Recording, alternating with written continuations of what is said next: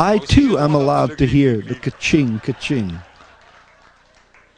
My beloved journalistic friends, they ask me if we do this for free publicity. Yes. We are publicity geniuses. And from the very beginning of the whole clonade thing, there was always the built-in feature of plausible denial. He always basically was letting Bosselier take the rap, and he was always saying, oh, that's separate, that's apart from me and the church. Rael is my spiritual leader, and I chose him.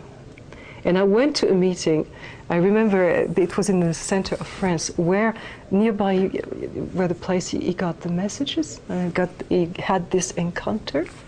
And I was alone among 600 Raelians guests, welcoming him and very happy to see him. And I was sitting there and looking. And he went on stage and he taught. And I will always remember that, because this man, he's giving.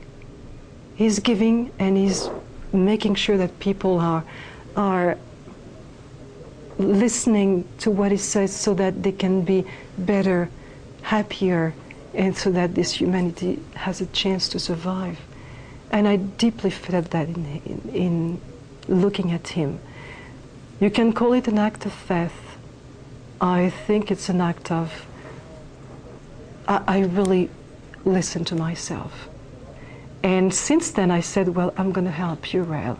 It was here. I didn't tell him, but I said, I will help you. And I did anything I could do. I asked the first week, I was Raelian, I was asking, can I put stamps on the letter that you send to people? Can I do something? Because I wanted to be part of it. I wanted to help him from a distance. He was living in Canada. Today I'm touring the world, and I have the exact same feeling. I've never seen Rael, this man, my spiritual leader, fail in anything I've been seeing on that first day. He's true to what he teaches.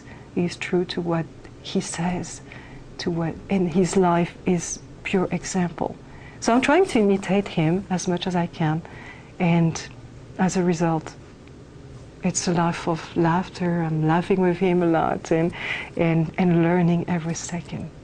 It's a life of enchantment. I don't know if it's a right English word. Sorry. Brigitte Bossier is a victim in many ways.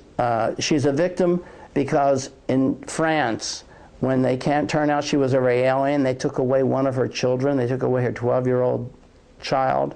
I think it was a daughter, and the other older daughter went with her to Montreal. I think that was outrageous, that France took away her child, declared her an unfit parent. So I think on that way she's been a victim.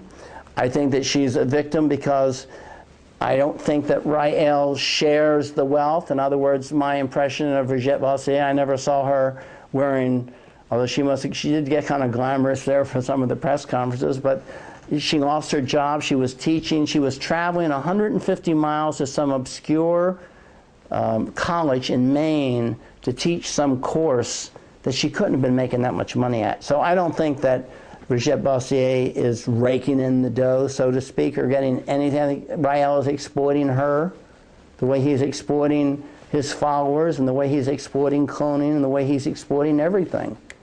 I feel so much a disciple of Rael, the prophet Rael, for me, that every second of my life is, how can I make it, happen? How can I welcome our Creator so that we can go into a planet of pleasure and happiness faster?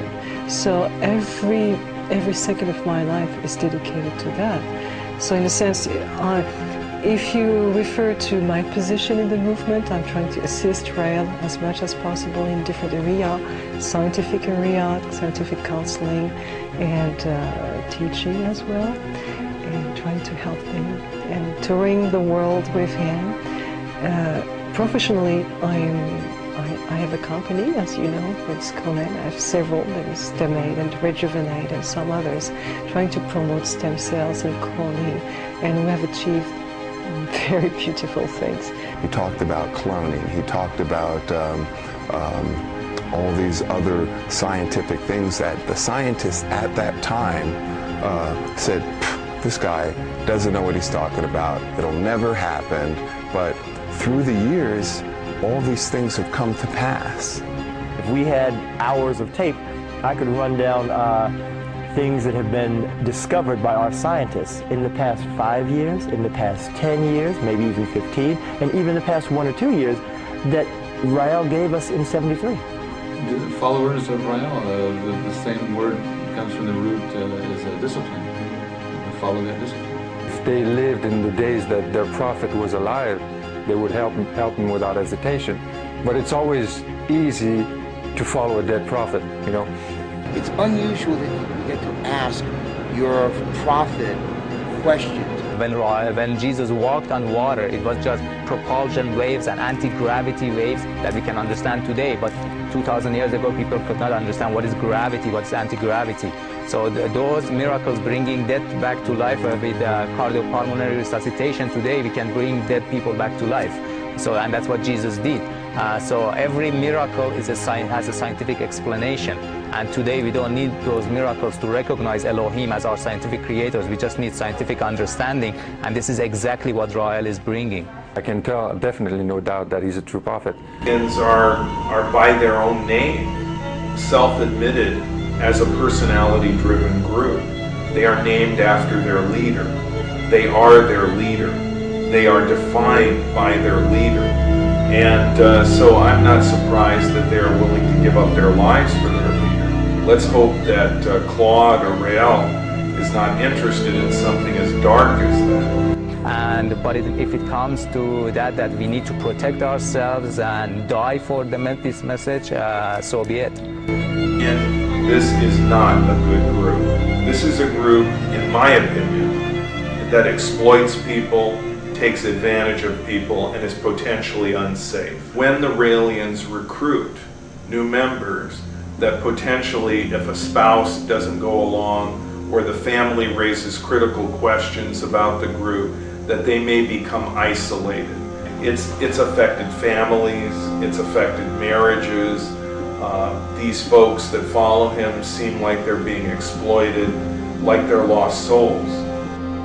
And that's the very dark and sad side of groups like this, is that people become that dependent on a leader to define them, to think for them, to tell them what to do every day.